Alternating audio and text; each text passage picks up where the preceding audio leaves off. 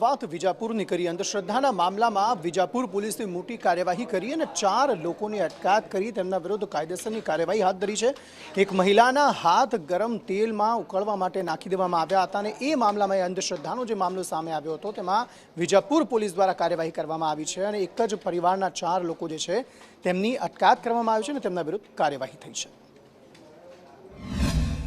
ફરિયાદી નીરુબેન ઠાકોર નાઓ ને તેમના પરિવારના સભ્યોએ તેમના કેરેક્ટર પર ખોટી શંકા રાખીને ગરમ તેલની કડાઈમાં તેમના હાથ ડૂબાડી તેમને ઈજા પહોંચાડી છે। આરોપીઓ હાલ પોલીસ કબજામાં છે અને તેમના વિરુદ્ધમાં કાયદેસરની કાર્યવાહી કરવાનું ચાલુ છે। समाचारों तरफ आगे बात करिए तो गांधीनगर पाटनगर गांधीनगर में लूंट विथ मर्डरનો મામલો સામે આવ્યો જેમાં એક યુવતી ગંભીર રીતે ઈજાગ્રસ્ત થઈ જેને અમદાવાદ સારવાર માટે લાવવામાં આવી છે। આખરે શું છે આ મામલો અને કઈ રીતે આ ઘટનાક્રમને અંજામ આપવામાં આવ્યો હતો, પોલીસ કાર્યવાહી કયા પ્રકારે અત્યારે કરવામાં આવી રહી છે, જેની સાથે લૂંટ થઈ છે, જેનું મર્ડર થયું છે તે કોણ છે તે અંગે પોલીસે શું કોઈ માહિતી આપી છે કે કેમ, હિરેન રાવલ પાસેથી આ અંગે વધુ વિગતો મેળવીએ। હિરેન,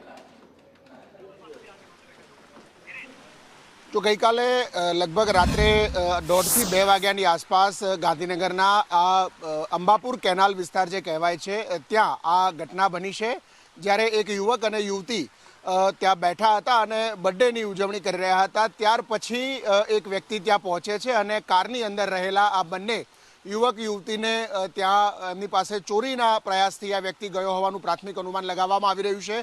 જો કે સામે વૈભવ નામનો